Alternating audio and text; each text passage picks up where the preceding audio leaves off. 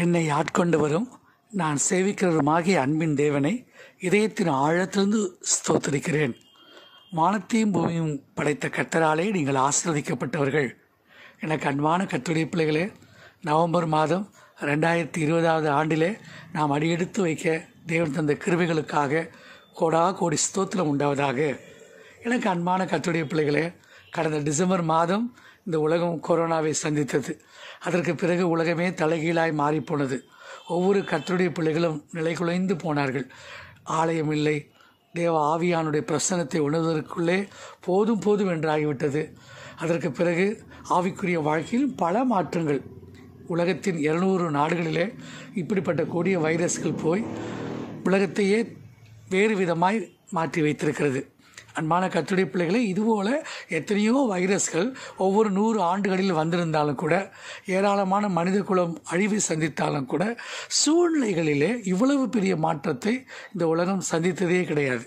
இப்பொழுது எல்லாம் நின்று நிதானித்து அதோடு கூட வாழ பழகுங்கள் என்று சொன்ன பிறகு இப்பொழுது எல்லாரும் நியூ நார்மலுக்கு வந்துட்டாங்க.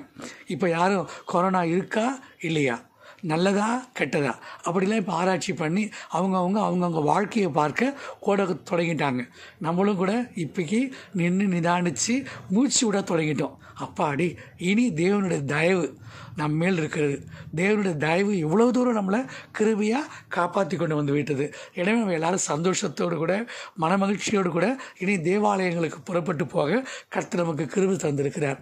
ஏறத்தாழ 50 பேராக இருந்தாலும் 100 பேராக இருந்தாலும் அது ஆராதிக்கிற ஒரு ஸ்தலமாக இருப்பது நம்ம அத்தனை பேரும் ஆனந்தம் அடைய வேண்டிய ஒரு சூழ்நிலை தான். ஏன்னா பெரிய பெரிய கும்பலில் போகிறோம், நாங்கள் பெரிய சபைக்கு போகிறோங்கிற பெருமையை கர்த்தர் முற்றிலுமாக உடச்சி போட்டார். இனிமேல் 1000, 5000, 7000, 10,000 லட்சத்தில் கூடினாங்க அப்படிங்கிற கூடுகையை மாற்றி தேவனும் மனிதனும் தனிப்பட்ட முறையில் கிருபாசனத்தடியில் சந்திக்கிற மாதிரி கர்த்தர் மாற்றிட்டார். ஆமேன், அல்லேலூயா. எனவே ஒவ்வொரு போதகர்களுக்கும் ஒரு பெரிய ஆசீர்வாதம் தான். ஏன்னா தேவனை கொண்டு வந்து தேவனுடைய பிரசன்னத்தில் கொண்டு வந்து ஜனங்களை நல்லா உருவாக்குவதற்கு இந்த காலகட்டங்கள் உதவியாக இருந்துச்சு. கர்த்தருக்கு ஸ்தோத்திரம். எல்லாத்துக்கும் மேலே இப்போ இன்னும் தடுப்பூசி வரலையே. அன்றைக்கி ஒருத்தர் சொல்லிட்டு இருந்தார், முகக்கவசம் தாங்க இனி தடுப்பூசி. ஏன்னா அரசாங்கமே அப்படி தான் சொல்லிடுச்சு. தடுப்பூசி கண்டுபிடிக்கிறதுனா கொரோனா ஒரே மாதிரி இருந்தால் பரவாயில்லை.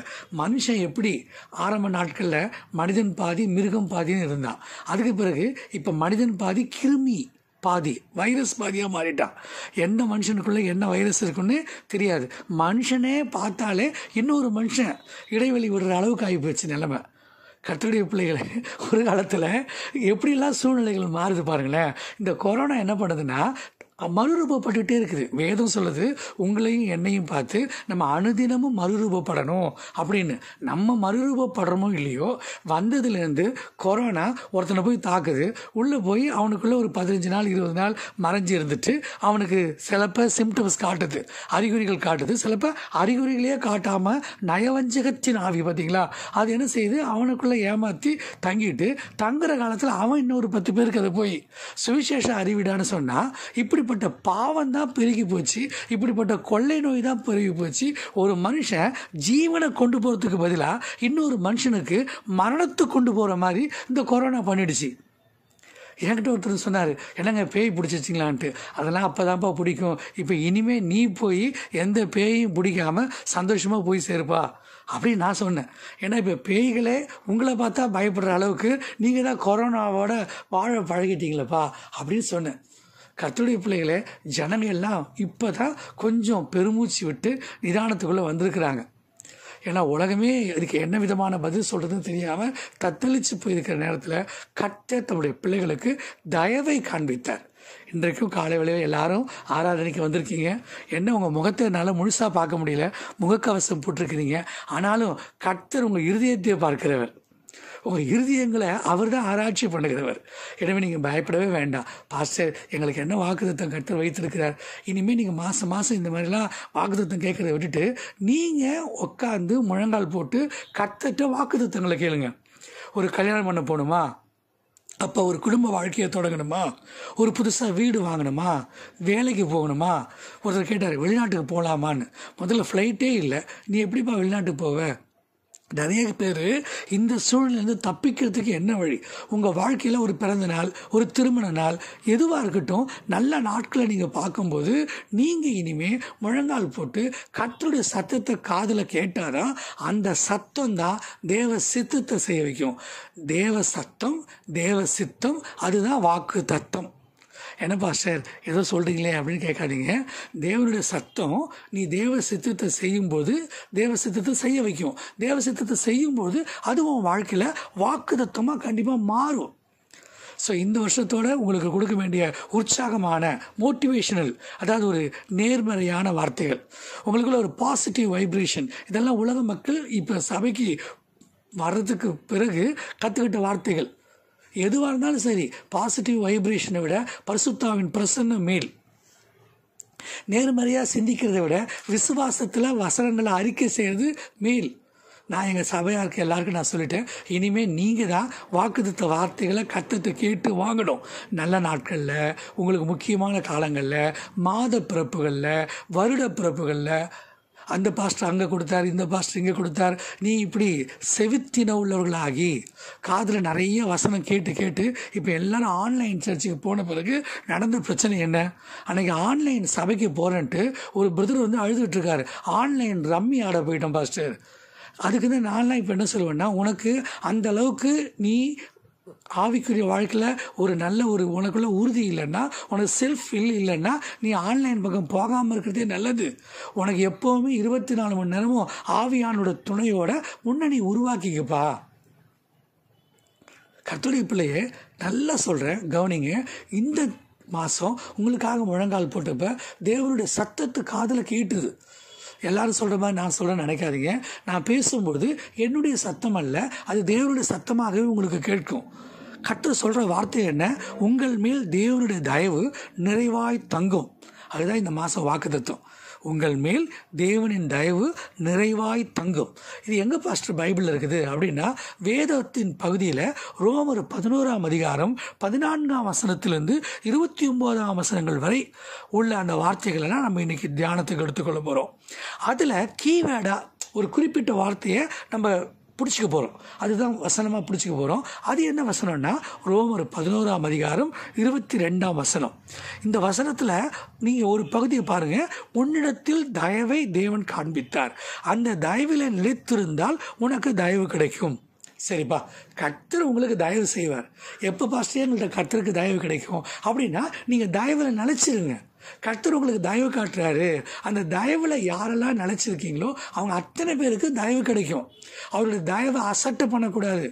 தேவன் ஏதோ அமைதியாக இருக்கான்னு நினச்சிட்டு இருக்கக்கூடாது. நிறைய பேர் கடவுளையே காமெடி பண்ண தொடங்கிட்டாங்க.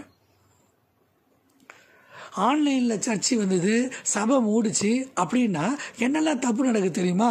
நாங்கள் அதாவது நாங்கள் ஆன்லைன்லேயே நாங்கள் ஆராதனை நடத்துகிறோம், வீட்டில் நீங்களே அப்பத்தை புட்டு வச்சு நீங்களே திருவந்து எடுங்க அப்படின்னா அபாத்திரமாக எடுத்தால் என்ன நடக்குங்கிற வசனத்தை தெரியாமல் அவங்க தப்பு செய்கிறாங்க. இது தேவனோட ப்ளே வித் காட், தேவனோட விளையாடக்கூடாது.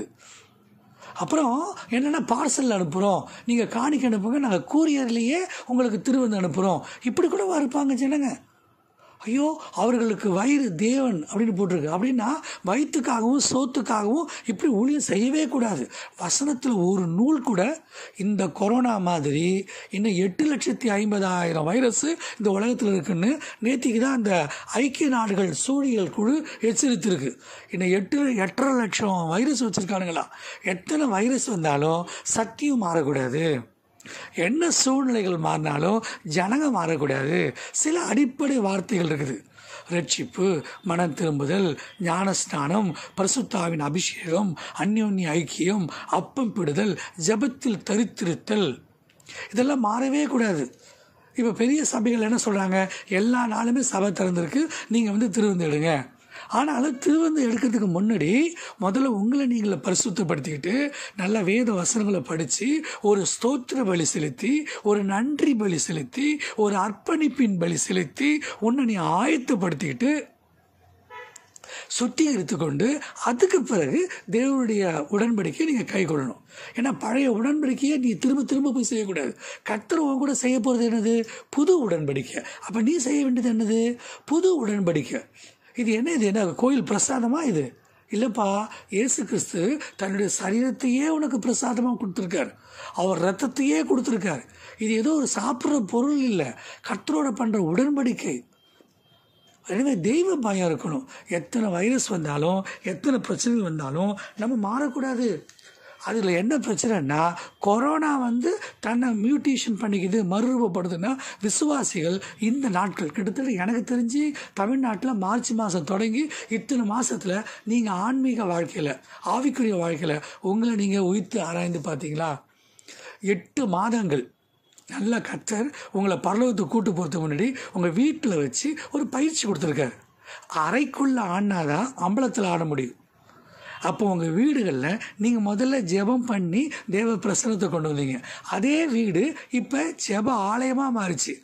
உலக மக்கள்லாம் வீட்டில் பூஜை அறைன்னு ஒன்று வைப்பாங்க. இப்போ எல்லா கர்த்தருடைய பிள்ளைகளும் தங்கள் வீடுகளில் தன்னுடைய ஸ்தலத்தில் இருக்கோ இல்லையோ, நீ ஒரு இடத்துல முழங்கால் போட்டு 10 நாள் ஜெபிச்சு பாரு, 11ஆவது நாள் அங்கே ஒரு பிரசனம் இருக்கும். கர்த்தருடைய சிங்காசனம் வரும். வானமானது சிங்காசனம், பூமியானது பாதப்படினார்ல, அவருடைய பாத ஸ்தலத்தை நீங்கள் கொண்டு வந்து நிறுத்தணும். அதை விட்டுட்டு வேத ஆராய்ச்சியோ தேவையில்லாத ஆராய்ச்சியோ பண்ணோம்னா உங்கள் ஆத்மாவை இழந்துருவீங்க. இனிமேல் உங்கள் ஆத்மாக்களுக்கு சபை பொறுப்பு தான். உங்கள் ஆத்மாவுக்கு பாஸ்டர் பொறுப்பா? ஆமாம், பொறுப்பு தான். ஆனால் ஒன்று தெரிஞ்சுக்கோ, இனிமே உங்கள் ஆத்மாவுக்கு நீங்கள் தான் பொறுப்புங்கிறது தான் இந்த மாதம் நான் சொல்கிற புது சத்தியம். நான் அவரை பார்த்தேன், இவரை பார்த்தேன், அவங்க சரியில்லை, இவங்க சரியில்லை, ஒரு காலத்தில் அடிச்சிட்டான் கிள்ளிட்டான்னு விசுவாசி பிரச்சனை பண்ணேன். இப்போ எந்த விசுவாசிட்டும் உனக்கு பிரச்சனையே கிடையாது. இப்போ உனக்கு பாஸ்டருக்கு உனக்கு பிரச்சனையே இல்லை, உனக்கு சபைக்கும் பிரச்சனையே இல்லை. இப்போ தான் முழு கர்த்தருடைய பிள்ளையா நீயும் ஆச்சு, கர்த்தருமாச்சின்னு இருக்க. சரியா? இப்போ அறைக்குள்ள நீ எப்படி இருக்கிறங்கிறது தான் முக்கியம். அந்தரங்கத்தில் பார்க்கிற பிதா வெளியரங்கமாக அவர் எக்காலத்தோடு வந்துகிட்டு இருக்காரு. மத்திய ஆகாயத்துக்கு நெருங்கிட்டாரு.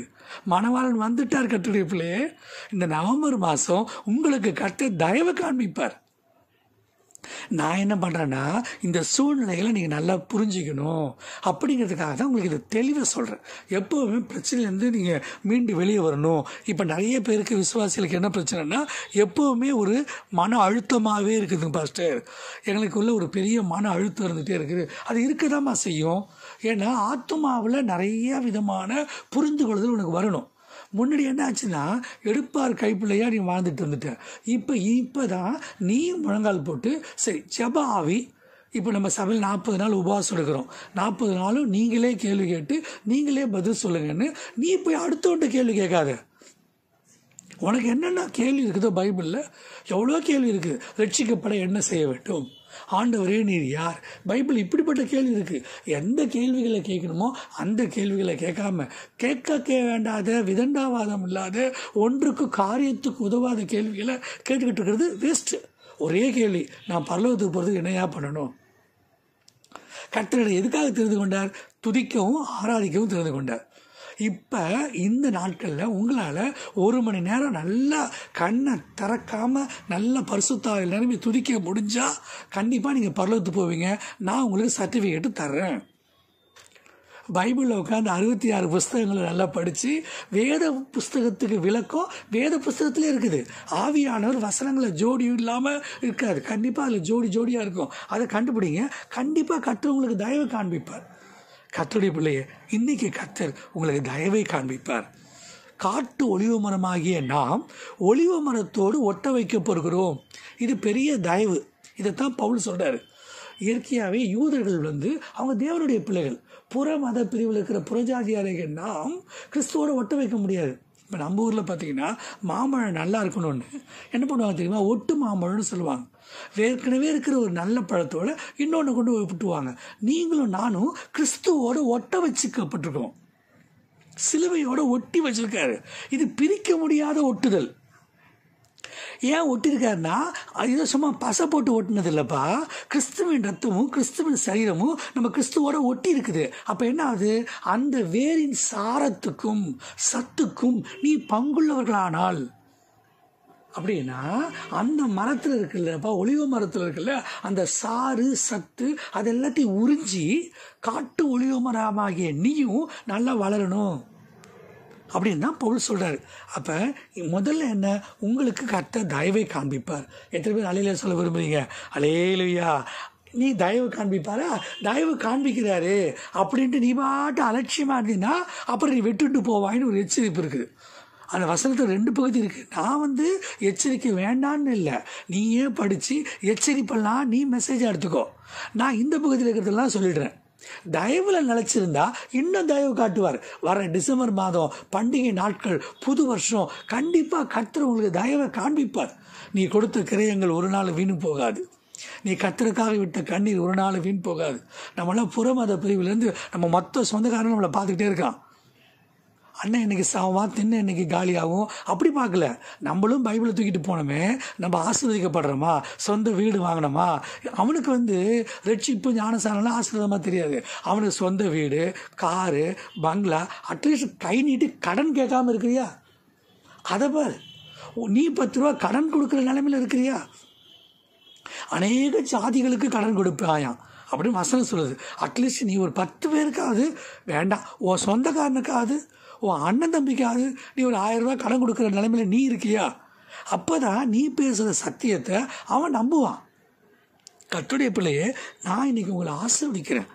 பவுல் என்ன சொல்கிறாருன்னா, காட்டு ஒலிவ மரமாகிய நாம், பாவிகளாக இருந்த நாம், புறமத பிரிவில் மட்டும் இல்லை, அந்நியர்களும், அதாவது காணி ஆட்சிக்கு புறம்பாக இருந்தோம், தேவன் இல்லாதவர்களாக இருந்தோம், அசுத்தங்கள்லையும் அதாவது உலகத்தின் இச்சைகளிலும் சிக்கி கிடந்தோம். நம்மளை கர்த்தர் வெட்டி ஒலிவ மரத்தோடு ஒட்ட வைத்தார். இதாங்க உங்களுக்கு முதல்ல பெரிய தயவு. கர்த்தர் உங்களுக்கு தயவு நிறைவாக தங்கணும்னா நீங்கள் ஒலிவ மரத்தோடு ஒட்டி இருக்கணும், சிலுவை மரத்தோடு ஒட்டி இருக்கணும். கிறிஸ்துவோட ஏற்கனவே பட்டும்படாமல் இருப்பாங்க. நிறைய பேர் சபைக்கு வந்துட்டும் வராத மாதிரி போவாங்க, பட்டும்படாமல் பழகுவாங்க. பார்த்துருக்கீங்களா? எனக்கு நல்லா இருக்கீங்களான்னு கேட்பாங்க. ஏன்னா சுகநலன்கள் மட்டும் விசாரிச்சிட்டோம்னா எவனும் நமக்கு விரோதியாக மாற மாட்டான், துரோகியாக மாற மாட்டான். எவனையாவது பர்சனல் லைஃப்பில் போகிற அளவுக்கு நீ ரொம்ப க்ளோஸாக போயிட்ட, இன்னொருத்தன் மூக்கை தொட்டுட்ட, இன்னொருத்தவங்களுக்கு தனிப்பட்ட முறையில் போயிட்டீங்கன்னா அவன் தான் உனக்கு விரோதியாக மாறுவான். உன்னோட அப்பம் புசிக்கிறவன் தான் உனக்கு குதிகால தூக்குவான். அதனால் இதுக்கு பயந்துக்கிட்டு நிறைய பேர் பட்டும் படாமல் பழகுவாங்க. ஆவிக்குரிய வாழ்க்கை கூட நிறைய பேருமா பட்டும் படாமல் தான் வாழ்ந்தாங்க.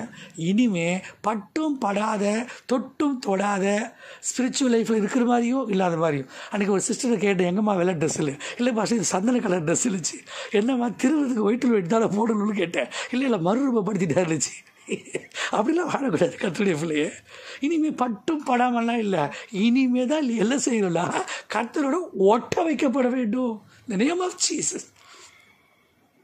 வேறு ஒன்றை தாங்கலையா, நீ வேற தாங்குற. அப்போ என்ன சொல்கிறேன்னா, வேறு அதோடைய கிளைகள், அதை பற்றி அந்த பகுதி ஃபுல்லாக படித்து பாருங்களேன். வேர்களும் கிளைகளும் அதன் சாரத்துக்கு பங்குள்ளவர்களாய் நாம் இருக்கிறோம். வேர் பரிசுத்தமாக இருந்தால் கிளைகளும் பரிசுத்தமாக இருக்கும். முதல்ல நம்ம ஒட்ட வைக்கப்படுகிறோம்னு சொன்னோமா. ரெண்டாவது, இந்த வசனத்தில் பவுல் என்ன சொல்ல வர்றாரு? இந்த பகுதி கொஞ்சம் ரொம்ப குழப்பற மாதிரி இருக்கும். ஆனால் கவனமாக இந்த மாதம் ஃபுல்லாக படி, ஒரு நாளில் படிக்காது. வாக்குத்தத்தம்லாம் கேட்ட உடனேலாம் பலிக்காது. அதை நீ படித்து அந்த வசனத்தை நீ உள்வாங்கி அதை நீ கிரியை செஞ்சு அதை வாயால் அறிக்கை செஞ்சு மற்றவனுக்கு இந்த சத்தியத்தை சொல்லு. இந்த வாக்குத்தத்தை நிறைவேறலைன்னா எனக்கு ஒரு ஃபோனை போட்டு கேளு. நான் ஃபோனில் எடுக்க மாட்டேன், அது வேற கதை. நான் வாட்ஸ்அப்பில் தான் வருவேன். அன்றைக்கி நிறைய பேர் கேள்வி பண்ணாங்க, என்ன பாஸ்டர் நீங்கள் வாட்ஸ்அப்லேயே வாழ்க்கை நடத்துறீங்க? இல்லைம்மா, இனிமேல் அவங்கவுங்க ஆவிக்குரிய ஜீவத்தை பலப்படுத்தப்படட்டும். எத்தனை நாளைக்கு நான் எடுப்பார் கைப்பிள்ளையா, நான் எத்தனை நாளைக்கு தான் அவங்கள தாங்குவேன்? இந்த நாட்களில் அநேக கர்த்தருடைய பிள்ளைகளை நான் ஆசீர்வதிக்கிறேன். என்னை நிறைய பேர் விசாரித்து நீங்கள் என்ன தாங்குகிற நேரம் தான் இது. நம்முடைய ஊழியத்தை நிறைய விசுவாச பங்காளர்கள், உடன் ஊழியக்காரங்க, ஒருத்தங்கள்ட்டையும் இது வரைக்கும் எனக்கு கஷ்டம்னு சொல்லவே இல்லையே. எல்லாரும் அவங்களா என்னை நேசித்து எனக்கு எல்லாம் தயவு காண்பித்ததுனால அவங்க கர்த்தரால் ஆசீர்வதிக்கப்பட்டிருப்பாங்க. 1 சாமுவேல் 23:21 பாருங்கள், நீங்கள் எனக்கு தயவு செய்யுங்கப்பா. விசுவாசிகளும் நான் உங்களுக்கு இவ்வளோ நாள் ஜெபம் பண்ணியிருக்கிறேன், நீங்கள் தான் பாஸ்டரை பத்திரமா பார்த்துக்கணும். அப்போ நீங்கள் தான் எனக்கு தயவு காண்பிக்கணும். கர்த்தருடைய பிள்ளைய நான் யாருன்னு உங்களுக்கு நிரூபிச்சுட்டேன், நீங்கள் யாருன்னு எனக்கு நிறுவீங்க. எனக்கு ஒரு கஷ்டம்னு வரும்போது கூப்பிடாமையே நீங்களா என்ன பாஸ்டர் எப்படி இருக்கீங்க, நாங்கள் செய்கிறோம், நாங்கள் கொடுக்குறோம், நாங்கள் வச்சுருக்க 2 பைசா நாங்கள் 1 பைசா, நான் என்ன பண்ண போகிறேன்? இனிமேல் இங்கே ஒன்றும் சேர்த்து வச்சு முடியாது. சேர்த்து வச்சு அத்தனை பேர் இப்போ போய் யாரோ 100 கோடி ரூபாய்க்கு சபை கட்டுறேன் அப்படின்னு சொல்லிட்டு இருந்தாங்களாம். அதெல்லாம் அது அவங்க விருப்பம்ப்பா. இனிமேல் உங்கள்கிட்ட யாரும் காசு கேட்டே பிரயோஜனம் இல்லை, நீ காசு கொடுத்தும் பிரயோஜனம் இல்லை. இனி உண்ணவும் உடுக்கவும் பரலோகம் போகவும் இருந்தால் போதும் என்று அதோட மனரம்யமாக வாழ கற்றுக்கிட்டோம்னா கண்டிப்பாக நம்ம ஆத்மா தயவை பெற்றுக்கொள்ளும். வேர்களுக்கும் கிளைகளுக்கும் சாரத்துக்கும் நாம் பங்குள்ளவர்களாக இருக்கிறோம். முதல்ல என்ன, காட்டு ஒலிவ மரமாகிய நாம் இந்த உண்மையான ஒலிவ மரத்தோடு ஒட்ட வைக்கப்பட்டோம். ரெண்டாவது, கிளைகளுக்கும் வேர்களுக்கும் நம்ம சாரத்துக்கும் பங்குள்ளவர்களாக இருக்கிறோம். முக்கியமாக மூணாவது ஒரு முக்கியமான விஷயம் இருக்குது. அது என்னன்னா, நிறைய பேரை கர்த்தரை இந்த காலங்களில் கண்டித்து வெட்டி தள்ளிட்டாராம். அநேக இடத்தில் கர்த்தர் கண்டிப்பை காண்பித்தார். எவனிடத்தில் நான் அன்பாக இருக்கிறவனோ அவன்கிட்ட அன்பாக இருப்பேன், எவன் மனதை கடினப்படுத்துவனோ அவனை நான் கடினப்படுத்துவேன். பார்வோனை கர்த்தர் கடினப்படுத்தினாரா இல்லை அவன் கடினப்படுத்தினாரான்னு நீங்களே ஆராய்ச்சி பண்ணிக்கிங்க. நான் என்ன சொல்கிறேன்னா, இன்றைக்கி அநேக ஆவிக்குரிய கர்த்தருடைய பிள்ளைகளுடைய இறுதியும் எந்த மெசேஜ் கேட்டால் கூட எறும்பு கடித்த மாதிரி கூட இல்லை, எல்லாம் இறுதியும் கடினமாகி போச்சு. மெசேஜ் நியூஸ் கேட்குற மாதிரி கேட்க தொடங்கிட்டாங்க. இட்ஸ் நாட் எ நியூஸ், இது தேவனுடைய வார்த்தை, சிருஷ்டிக்கிற வார்த்தை, உன் வாழ்க்கையை மறுரூபப்படுத்துகிற வார்த்தை. இந்த செய்தியை கேட்டுக்கிட்டு இருக்கும்போது நீங்கள் முடிச்சதும் பாருங்கள், உங்கள் ஆவிக்குரிய வாழ்க்கையில் ஒரு மறுரூபம் வந்திருக்கணும். It is not a news. இது செய்தி அல்ல கர்த்தருடைய பிள்ளையே, உலகத்தின் தகவல்கள் அல்ல. வாட்ஸ்அப் செய்தியாக இது. வாட்ஸ்அப்பில் வந்துன்னா அதை படிச்சுட்டு சிரிச்சுட்டு தள்ளி விட்டுடலாம். இது தள்ளி விடுறதில்ல. இன்றைக்கி நான் சொல்கிற ரோமர் இந்த அதிகாரம் 11ஆம் அதிகாரம் 22ஆம் வசனம் அப்படியே உன் வாழ்க்கையில் மறுரூபப்படுத்தும். கொரோனா எத்தனை விதத்தில் மாறி வந்தாலும் பரவாயில்ல, நீ அதை விட வேற மாதிரி மாறிட்ட. கிறிஸ்துவின் சாயல் உனக்குள்ளே வந்துருச்சு, கிறிஸ்துவின் சுபாவங்கள் உனக்குள்ளே வந்துருச்சு. இந்த 8-9 மாதம் வீட்டுக்குள்ளே நீ விழித்திருந்த, தனித்திருந்த, நிலைச்சிருக்கிற, எல்லாத்தையும் கர்த்தர் கண்டிப்பாக காண்பிக்கலாம். உங்கள்கிட்ட கர்த்தர் கண்டிப்பாக காண்பிக்க மாட்டார். ஆஸ் எ பாஸ்டர் நான் உங்களுக்கு ஒரு ஃபாதர், ஆவிக்குரிய தகப்பன், எல்லாம் ஃபாதர் கூப்பிட தொடங்கிட்டீங்க, பாஸ்டராக அப்பாவாகிட்டீங்க, எல்லாம் சரி, ரொம்ப சந்தோஷம். ஆனால் நான் ஒன்று சொல்கிறேன், உங்களுக்கு கர்த்தர் உங்கள்கிட்ட கண்டிப்பாக காண்பிக்காத அளவுக்கு நீங்கள் ஃபவுலில் போகக்கூடாது, தேவையில்லாத தொடக்கூடாது. அன்றைக்கி ஒரு சில இல்லை ஆன்லைனில் போய் மாட்டிக்கிட்டேன்னு, ஏன்னா அவருக்கு தெரியல ஆன்லைனில் அந்த பக்கத்தில் ஆடிக்கிட்டு இருக்கிறது இயந்திரங்கள், ஆர்டிஃபிஷியல் இன்டெலிஜென்ஸ். அப்போ ரேபோட்ஸ் தான் அந்த மாதிரி ஆடுது. பல ஆயிரக்கணக்கான ரூபாவை கொண்டு போய் ஏமாந்துட்டு வந்திருக்காரு. நீ ஆவிக்குரிய மனுஷன் எப்படியான்னு, இல்லையா அதை வச்சு நம்ம எல்லாம் நான் நிறைய ஊழியச்சலான்னு நினச்சேன். எப்படிலாம் அசுத்த ஆவிகள் கிரியை செய்துப்பார். அப்போ இனிமேல் நம்ம எப்படி இருக்கணும்னா ரொம்ப ஜாக்கிரதையாக இருக்கணும். கர்த்தருடைய பிள்ளையே, நான் உங்களை ஆசீர்வதிக்க போகிறேன். நெகேமியா 9:25 போட்டிருக்குது, உம்முடைய பெரிய தயையினால் செல்வமாய் வாழ்ந்தார்கள். ரூத்து பாருங்கள், கர்த்தரை நம்பி வந்துச்சு. இந்த 8 மாதமும் எந்த கர்த்தருடைய பிள்ளைகிட்ட கேட்டாலும் சொல்லுவாங்க, எனக்கு ஒரு நன்மையும் குறையில்லைங்க. நம்மளை கர்த்தர் எங்கேயும் போய் பொறுக்க விடலை. ரூத்து போய் போவாசோட நெல்லை பொறுக்குச்சு. ஆனால் பரலோகத்தின் தேவன் அமுக்கி குலுங்கி இத்தனை நாள் நம்ம கொடுத்த காணிக்க தசம பாகத்துக்கு வானத்தின் பலகடிகளை திறந்து கர்த்தர் நம்மளுடைய பிள்ளைகள் எல்லாரையும் ஆசீர்வச்சிருக்கார்.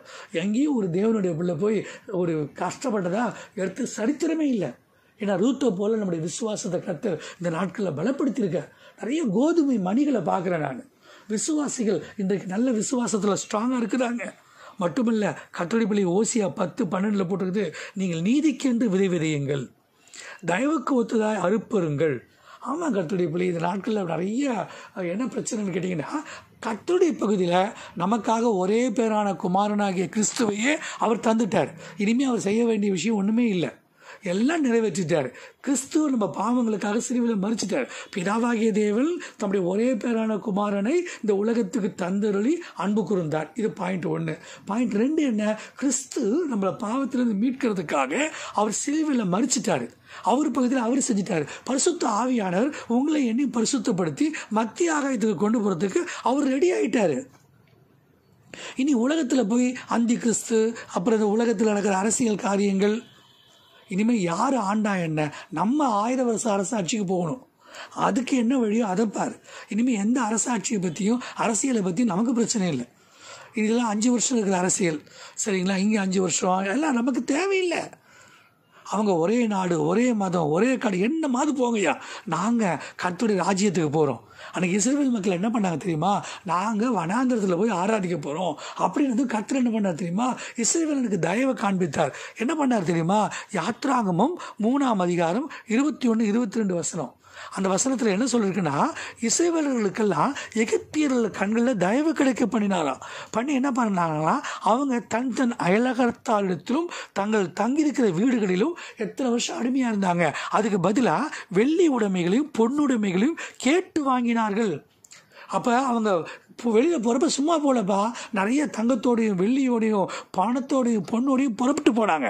இந்த நவம்பர் மாதம் நீங்கள் எங்கெங்கெல்லாம் பிரயாசப்பட்டீங்களோ, நீங்கள் எங்கெங்கெல்லாம் உழைச்சிங்களோ, உங்கள் உழைப்பு வீண் போகாது. உங்கள் பணத்தை எவனை ஏமாற்ற முடியாது. பரலோகத்தின் தேவன் பலத்த கிரியைகளை உங்கள் வாழ்க்கையில் செய்வார். எனக்கு அன்பான கர்த்தருடைய பிள்ளையை, தேவன் செய்ய போகிற அந்த அற்புதங்களை நீங்கள் பார்க்க போகிறீங்க. தேவன் தயவை காண்பிப்பார். வாக்குத்தத்த வசனம், கர்த்தருடையத்திலே உங்களுக்கு நிறைவாய் தயவு கிடைக்கும். எப்போ தயவு கிடைக்கும்? தயவில் நிலைச்சிருந்தா தயவு கிடைக்கும். அப்போ முதல் காரியம் என்ன? காட்டு ஒலிவ மரமாகிய நாம் நல்ல ஒலிவ மரத்தோடு ஒட்ட வைக்கப்பட்டிருக்கிறோம். எந்த நிலைமையிலையும் ஒட்டி இருக்கிறான்னு பிச்சுட்டு வந்துடக்கூடாது, பட்டும் படாமலாம் பழகக்கூடாது. இனிமே you stick on the church. சபையோட நல்லா ஒட்டிக்கும், உன் தேவ மனுஷனோட நல்லா ஒட்டிக்கும், தேவ ஊழியக்காரனோட நல்லா ஐக்கியமாயிரு, தேவ பிரசனத்தில் நல்லா ஒட்டிக்கும். ஒவ்வொரு வசனம், இப்போ நான் கொடுக்குறேன்ல இந்த வார்த்தை, இந்த வார்த்தையை கேட்டு விட்டுட்டு போகிறதில்ல. இந்த வார்த்தை உன்மேல் ஒட்டி கொள்வதாக. ஒன்னையும் கர்த்தருடைய வசனத்தையும் பிரிக்கவே கூடாது. அப்போ தான் இந்த வார்த்தை உன் வாழ்க்கையில் பழிக்கும். இல்லை நீ அடுத்த மாதம் எனக்கு புது மாதம் வந்துருச்சு பாஸ்டர், புதுசாக வாக்குத்தத்தம் கொடுன்னு வந்து நிற்ப. இந்த வாக்குத்தத்தம் அவன் வாழ்க்கையில் பழிக்கும் கர்த்தருடைய பிள்ளையே. எப்போ? இந்த வார்த்தை உன்மேல் ஒட்டி கொள்ள வேண்டும். கர்த்தருடைய பிள்ளைகளை, வேர்களும் கிளைகளும் அதன் சாரத்துக்கு பங்குள்ளவர்களாக இருக்கிறோம். இது ஒரு புதுவிதமான ஆசீர்வாதம். இதை விட பெரிய தயவு கர்த்தர் நமக்கு என்ன செய்யணும் இந்த காலகட்டத்தில்? அப்படி கர்த்தர் நமக்கு செய்வார். எல்லாத்துக்கும் மேலே கர்த்தர் எல்லாத்தையும் கண்டிப்பை காண்பித்தார். இந்த 8-9 மாதத்தில் பரலோகத்தின் தேவன் எங்கெங்கெல்லாம் கோதுமை மணிகளாக இல்லாமல் பதர்களெல்லாம் பறந்து போச்சு. அநேகர்கிட்ட கர்த்தர் கண்டிப்பை காண்பித்தார். ஏன்னா அவங்க தயவை காண்பிக்கிறப்ப கொஞ்சம் இடம் கொடுத்தா தலை மொளா அரைக்கிறாங்கல்ல, நம்ம ஆட்கள் கொஞ்சம் தயவு காட்டினா தலையில் குழம்பே வச்சுருவான், மொளா அரைக்கிறது இல்லை. கர்த்தர் நம்மள்ட்ட இவ்வளோ தயவு கச்சிருக்காரு. நம்மள்ட்ட எவ்வளோ குறைவு இருந்தோ நம்மளை கர்த்தர் இவ்வளோ தூரம் நல்லா நடத்திட்டு வந்திருக்காரு. நம்ம ஒன்றும் பெரிய பக்திமான்களும் கிடையாது. ஆனால் இருக்கிற கொஞ்சம் பக்தியை பார்த்து பரலோகத்தின் தேவன் நமக்கு தயவு காண்பித்திருக்காரு. அந்த தயவை நினச்சி தயவு தயவு தயவு தயவு தயவுன்னு கர்த்தரை துதிங்க. தேவன் நிச்சயமாக தயவு செய்கிற காலம் இதுதான். உங்களுக்கு மனசு நல்லா திருப்தியாக இருக்கும்னு நான் நம்புகிறேன். கர்த்தருடைய பிள்ளையே, அநேக விசுவாசிகள் இஎம்ஐ கட்டாத விசுவாசிகளாக இருக்கணும். எவ்வரி மாதம் இன்ட்ரெஸ்ட் கட்டாமல் இருக்கணும். அதுக்காக நான் இந்த புது மாதம் உங்களை வெட்டி ஜோம் பண்ணுறேன். கடன் இல்லாத வாழ்க்கை நீங்கள் வாழணும், அதுக்காக நான் ஜோம் பண்ணுவேன். அதுக்கு மட்டுமல்ல, நீங்கள் உழைப்புக்கும் ஊதியம் அந்த மாதிரி கிடைக்கணும். இப்போலாம் என்ன சொல்கிறாங்க, 6 மாதம் அடுத்த 6 மாதம் லாக்டவுன் பண்ணாலும் உங்கள் வீட்டில் 6 மாதத்துக்கு உண்டான பண தேவையை சம்பாதிச்சு வைக்க சொல்கிறாங்க, சேர்த்து வைக்க சொல்கிறாங்க. இது வரைக்கும் வருமானம் செலவு அப்படி வாழ்ந்தோம். இனி ஆடம்பரமே இல்லை, கர்த்தருக்கு நமக்கு எதிர்காலத்துக்கு. அப்போ சேமிப்போடு வாழ கற்றுக்குங்க. அதுக்கு நான் ஜெபம் பண்ணுறேன். பரலோகத்தின் தேவன் அந்த பண்டக சாலைகளை திறப்பார். பரலோகத்தின் தேவன் உன்னை ஒரு நாள் பசியோடு வைக்க மாட்டார். இதுவரைக்கும் உனக்கு பண்டக சாலையை கர்த்தர் திறந்தார். இனிமேல் வருகிற நாட்களில் வானத்தின் மதகுகளை திறப்பார், வானத்தின் கதவுகளை திறப்பார். தேவன் உங்களுக்கு செழிப்பை கட்டளையிடுவார். அவர் தயவை கேட்டுங்கப்பா. நமக்கு பெருமை வரக்கூடாது சாமி, எவ்வளவு ஆசை வச்சாலும் நானாக தான் இருப்பேன் ஐயா அப்படின்னு ஆண்டவர்கிட்ட உங்களை ஒப்பு கொடுங்க. உங்களுக்கு ஒரு சின்ன ஜெபம் பண்ணுறேன், சரியா? ஆனால் நீங்கள் தொடர்ந்து ஜெபிக்கணும். சர்வ பூமிக்கும் ஆண்டவராக இருக்கிற எங்கள் அன்பு தகப்பனே, உம்முடைய பிள்ளைகளுக்கு உம்முடைய தயவினாலே செழிப்பு உண்டாகட்டும் ஐயா. அவர்களுடைய கொம்பு உயரட்டும் ஆண்டவரே. பிள்ளைகள் தரித்திரத்தோடு வாழக்கூடாது, சாபங்களோடு வாழக்கூடாது, பாவங்களோடு வாழக்கூடாது. பரலோக தெய்வமே, அவர்கள் எதில் சிக்கியிருந்தாலும் இந்த சிக்கல்களை இயேசுவின் நாமத்தில் கர்த்தர் அறுத்து போடுவீராக. உம்முடைய தயை உம்முடைய பிள்ளைகளுக்கு வருகிற நாட்களில் முன்பாய் கடந்து செல்லட்டும் ஆண்டவரே. நல்ல புத்தி அவர்களுக்கு தயையை உண்டாக்கட்டும் ஐயா. கர்த்தருடைய தயவு நீடிய வாழ்வு என்று நாங்கள் பார்க்கிறோமே, உடைய நீடித்த வாழ்வு உடைய பிள்ளைகளுக்கு நிறைவாய் கிடைக்கும்படி ஆசீர்வதிக்கிறேன். கர்த்தருடைய தயவுள்ள கரம் ஒவ்வொரு விசுவாசிகள் மேலும் இருக்கட்டும். உடைய தயவும் சத்தியமும் ஜனங்களை காத்து கொள்ளட்டும் ஆண்டவர். உடைய தயை பின்மாறி மழையாய் பொழியட்டும். வறண்டு போயிருக்கிறோம் கர்த்தாவே, நீர் சீயோனுக்கு தயவு செய்கிற காலமும், நீர் அவர்களுக்கு ஆண்டவரே சுகம் கொடுக்கிற காலமும் இதுவாக இருப்பதற்காக உமக்கு ஸ்தோத்திரம். தெய்வமே, உடைய மக்களுக்கு குறித்த நேரம் இதுதான் ஐயா. இனி ஒரு காலம் குறிப்பீர் என்று நாங்கள் காத்திருக்கவில்லை. ரைட் நாவ், இந்த நிமிஷம் பிள்ளைகள் வாழ்வில் எந்த இடத்தில் இந்த சத்தத்தை கேட்டாலும் இது தெய்வமே செய்தி அல்ல, இது தேவனுடைய செய்தி, தேவனுடைய வார்த்தை என்பதை நிரூபித்து தாரும். இந்த வசனம் வெறுமையாய் வராதபடி அவர்கள் வாழ்வில் கிரிய செய்யட்டும். ஒவ்வொரு விசுவாசிகள் வாயிலும் தயையுள்ள போதகம் இருக்கட்டும். ஆசீர்வதிக்கிறேன் அப்பா. திரும்ப ஒரு விசை ஒவ்வொரு விசுவாசிகள் மேலும் ரோமர் 11:22 வசனத்தை கூறுகிறேன் ஐயா. தேவனுடைய தயவு ஒவ்வொரு பிள்ளைகளுக்கும் நிறைவாய் கிடைக்கட்டும். அந்த தயவுலை பிள்ளைகள் நிலைத்திருக்கட்டும். இயேசுவின் நாமத்தில் ஜெபிக்கிறேன், ஆசீர்வதிக்கிறேன் நல்ல பிதாவே, ஆமேன். நம்முடைய கர்த்தராகிய இயேசு கிறிஸ்துவின் கிருபையும் பிதாவாகிய தேவனுடைய அன்பும் பரிசுத்த ஆவியுடைய மாறாத இனிமையான தேவனுடைய திருமுக பிரசன்னம் உங்களோடும் நீங்கள் ஆரம்பித்திருக்கிற இந்த புதிய மாதத்தோடும் கிறிஸ்துவின் நாள் வரியந்தம் கூட இருந்து வழி நடத்துவதாக. ஆமேன், ஆமேன். இந்த காணொளி காட்சியின் மூலமாய் நீங்கள் பெற்றுக்கொண்ட நன்மைகளை சாட்சியாக எங்களோடு பகிர்ந்து கொள்ளுங்கள். நாம் ஐக்கியத்தில் இணைந்திருக்க சப்ஸ்கிரைப் பட்டனையும் மறவாமல் அழுத்துங்கள். ஒருவர் பாரத்தை ஒருவர் சுமந்து கிறிஸ்துவின் பிரமாணத்தை நிறைவேற்ற அது அதிக உதவியாக இருக்கும். எப்பொழுதும் எங்களோடு தொடர்பில் இருக்க வாட்ஸ்அப் எண்ணையும் மறவாமல் குறித்து கொள்ளுங்கள். இமெயிலும் மின்னஞ்சலும் உங்களுக்கு தொடர்பு கொள்ள உதவியாக இருக்கும். கர்த்தருக்கு சித்தமானால் நேரிலே சந்திப்போம், இல்லை என்றால் கர்த்தருடைய வருகையில் சந்திப்போம். மரணாதா.